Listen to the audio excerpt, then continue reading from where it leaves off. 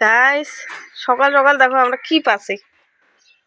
একে কাউরিয়ে মানে একদম ঘিরে ধরছে। ও ইয়ে সেফ ফিল করে দিচ্ছে না, এই জন্যে দিনও দেখা পায় না, না পায় ফ্যাসাগুলো। হ্যাঁ, ও তুই একটু সেফ আছিস তো। ও কি সুন্দর, এটা গণেশ ফেসা নাকি লক্ষ্মী ফেসা না গণেশ ফেসা, কায় জানে, ভগবানে জানে। তো পাখনাগুলো দেখা তো, এই দেখো কত বড় বড় পাখা